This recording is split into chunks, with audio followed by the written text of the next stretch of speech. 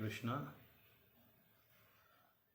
This is for kind information that sadhakas, practitioners, spiritual practitioners and spiritual seekers, they must be knowing about this genuine information from Bhagavad Gita as it is. So Bhagavad Gita as it is says that in Krishna says it's from the lotus mouth of Krishna and not from any others unauthorized persons. It's from Supreme Personality of Godhead.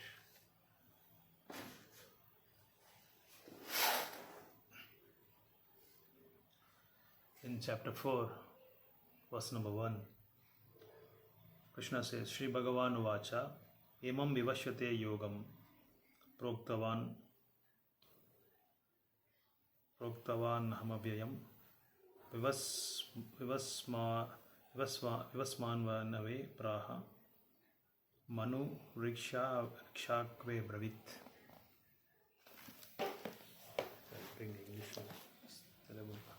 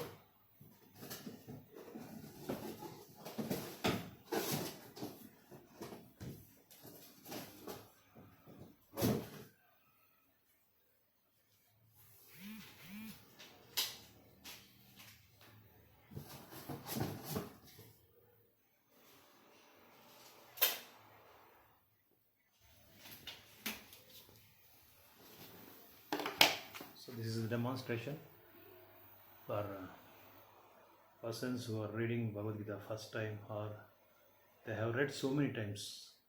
They have read only Bhagavad Gita, but not this Bhagavad Gita as it is. These three words as it is are very, very essential for our spiritual advancement and spiritual sustaining our spirituality. So that's why Srila Prabhupada, the founder of ISKCON, International Society for Krishna Consciousness, has specifically, exclusively kept the names as it is. This spiritual knowledge should be received only from the parampara or disciplic succession. Most of the people will not be knowing about this thing. They are unaware of this. That's why we are bringing into their notice. And we are, if they don't mistake us, we are summoning also. We are summoned to read only this Bhagavad Gita as it is, because there will be no additions and deletions. It straight away comes from, descended straight away from the lotus mouth of the Supreme Personality of Godhead, Krishna. That's why Krishna himself has mentioned this verse. From his own mouth he has told that in 4.1 and 4.2, the chapter name is Transcendental Knowledge. That's why he has kept the name Transcendental Knowledge. Transcendental means it's beyond material creation, and no vibhutis, no potencies, no extraordinary powers may even shake or touch this touch Supreme Personality of God or influence Supreme Personality of Godhead. First verse he says in 4.1 Bhagavad Gita, Shri Bhagavan Uvacha Imam Vivasvate Yogam Proktavan Aham Avyayam Vivaswan Manave Praha Manur Ikshvake Vabravit. Here Krishna instructs Bhagavad Gita or transcendental knowledge so many millions of so many millions of years before, to sun god Vivaswan. And Vivaswan he receives that knowledge. He in turn instructs this Bhagavad Gita to Manu, and Manu instructs. Manu is the father of mankind. That is why the word Manushya comes from Manu only. And in turn, he instructs to Ikshvaku. Ikshvaku. So from this particular dynasty only, our favorite personality, supreme personality, Lord Rams, comes from this particular dynasty. That's why it's very, very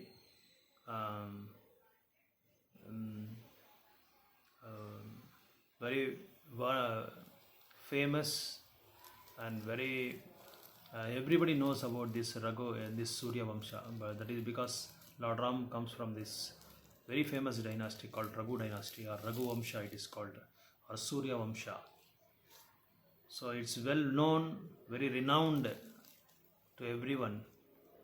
So in this verse he says that Prabhupada says that in the purport, herein we find the history of Bhagavad Gita traced from a remote time when it was delivered to the royal order, the kings of all planets. That's how it comes. What I mean to say is, the point is that it should come from disciplic succession.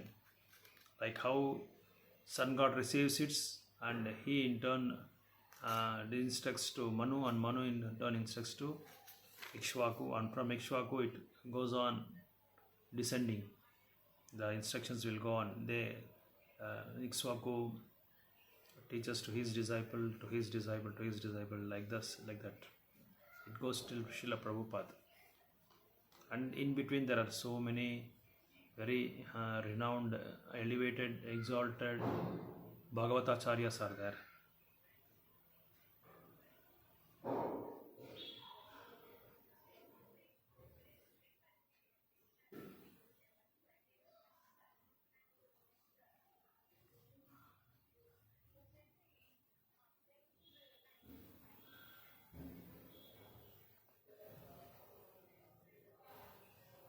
So from this we can understand that from the time of Ikshvaku, the father, the king of the earth planet, Bhagavad Gita is existing. Just imagine. And still now devotees are doing Adhyayana of Srimad Bhagavad Gita, but nobody gets any sort of any pinch of boredom or something like that. In second verse is very important. Evam parampara praptam imam rajarshayo vidu sakale neha mahata yoganasta parantapaha. Sakale neha yoganasta parantapaha. This was Krishna says that the supreme science, very keen, and you should be very alert, you should be very, very cautious when reading this particular translation. This one translation gives more weightage, it gives more understanding, and none other Bhagavad Gita written by so many authors are not supposed to be authoritative or bona fide, or it's not recognized. So any parampara which is not bona fide, any spiritual master who doesn't come from the disciplic succession, the results we reap from those discourses will be in vain, and we will not have any advancement of spiritual consciousness in our devotion service, because they have not received from their spiritual master, and that particular spiritual master, some people they recite, some people they instruct Bhagavad Gita, but they will not have any spiritual master. There are so many people like that misguiding the society. So it's better when you read or when you are participating in any spiritual get-togethers, so better you have to find out whether it's from particular succession, disciplic succession. Not only telling only our Gaudiya Vaishnava Sampradaya is a bona fide, even Sri Sampradaya is very bona fide, Madhva Sampradaya is bona fide, Rudra Sampradaya is bona fide. These particular four Sampradayas are very, very bona fide. It's authoritative, it's bona fide. It's certified by Lord Krishna himself and his pure devotees. So The supreme science was thus received through the chain of disciplic succession. That's very important. The chain of disciplic succession. The chain is very important. And the saintly kings understood it in that way. But in course of time, succession was broken, and therefore science as it appears to be lost. When this succession was lost, again Krishna selected only Arjuna, because Arjuna is Bhaktosami Saka Cheti. He is devotee and he is pure devotee and he is friend of Krishna. That's why he selected only Arjuna. So that's very important. That's why I'm emphasizing that the chain of disciplic succession is very important.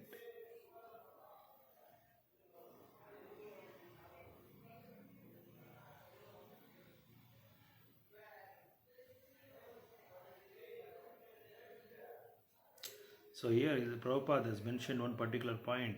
Certainly in purport, third line, certainly Bhagavad Gita was never meant for the demonic persons who dissipate its value for no one's benefit and would devise all types of interpretations according to personal whims.